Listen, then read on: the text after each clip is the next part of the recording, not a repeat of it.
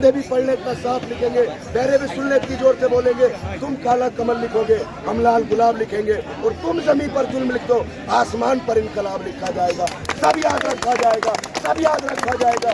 देश के साइंटिस्टों का भूख हड़ताल पर बैठ जाना, देश के बच्चों का इस तरीके से 45 डिग्री की टेम्परेचर की गर्मी में अपना खून पसीना बहाना, और देश के नौजवानों को आतंकवादी कहकर बुलाना, ये भी सब याद रखा जाएगा।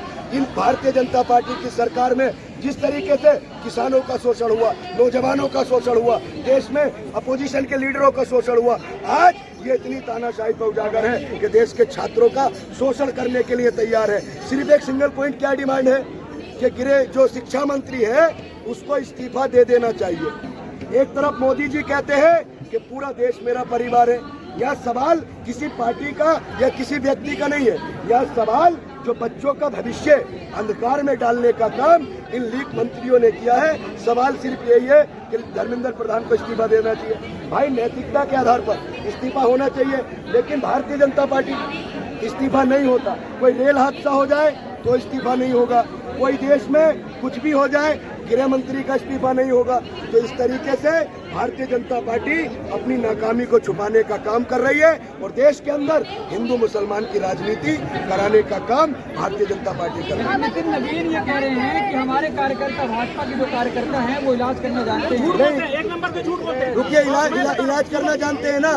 जो यहाँ पे प्रोटेस्ट में आकर लोगों को पीट रहे हैं और जो वीडियो बना के रात दिन हिंदू मुसलमान की नफरत फैलाते हैं, वो कौन नेता है? जो भी आम आदमी के चड्डा है क्या चट्टी है जो भी है, वो आज पंजाब इलेक्शन की तैयारी शुरू कर रहे हैं। और जो नितिन नवीन जी के नफरती कार्यकर्ता जो उस प्रेस कॉन्फ्रेंस में बैठे हैं, तो राघव चड्डा तुम तो बहुत बड़ी बड़ी बातें करते थे, देश के तमाम सेकुलर लोगों का और भारतीय जनता पार्टी की विचारधारा के जो खिलाफ लोग हैं उनका वोट लेकर राज्यसभा में गए, और आज आपने उन नफरती गैंग को गले लगाने का काम किया। ये देश की जनता इनको माफ नहीं करेगी। ये बताइए किस तरीके से यहाँ पर उनके गुंडे आकर लोगों को पीट रहे हैं, लोगों को मार रहे हैं, धमकियां दे रहे हैं। अरे सवाल यह है कि अभिजीत दिप्के का नहीं है, सवाल सोनम बागचुकी का नहीं है, सवाल उन हजारों लोगों का है जो यह इतनी तपती हुई दोपहरी में अपना खून और पसीना बहा रहे हैं। अरे सर, ये पसीना दिखाइए,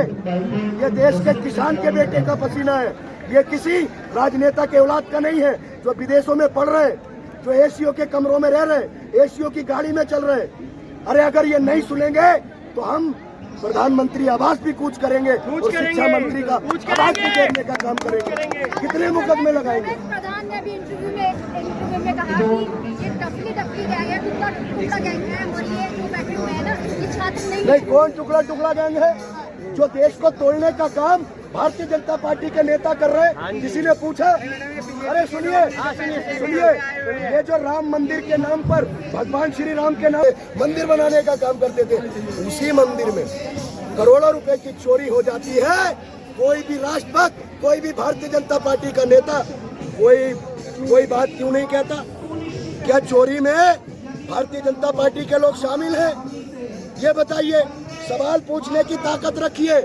देश के अंदर जो दलाल मीडिया ने भारतीय जनता पार्टी को बढ़ावा देने का काम किया है, क्योंकि सरकार से सवाल पूछने की हिम्मत, मैं ऑन कैमरा कह रहा हूँ, पत्रकारों में नहीं बची है। इस देश में वो लोग आज सुरक्षित हैं जो सरकार की चाटुकारिता करते हैं। अगर जो भी सरकार की आलोचना करेगा उसको मुकदमे लगाकर जेल में डाल दिया जाएगा। जो सरकार की गलत नीति के खिलाफ बोलेगा उसको देशद्रोही और आतंकवादी करार दे दिया जाएगा। जिस तरीके से ये बताइए, धर्म के आधार पर ये बताइए, धर्म का काम किसका है? धर्म गुरुओं का है ना भाई। धर्म की बाड़ी धर्म गुरु करेंगे।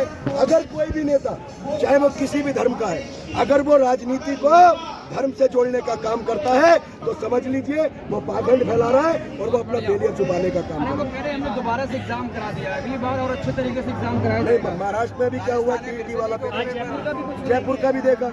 तो ये सरकार पूरी वीक है, इसीलिए हर पेपर लीक है। सैकड़ों पेपर लीक हो गए और देश की जनता को सिर्फ और सिर्फ झुंझुना देने का काम देश के प्रधानमंत्री और भारतीय जनता पार्टी कर रही है। अभी नितिन गडकरी जी बोल रहे थे कि एंटी नेशनल है। ये लोग किसी को भी एंटी नेशनल बोल देते हैं। 100 करोड़ 150 करोड़ लोग एंटी नेशनल है और ये लोग देशभक्त है।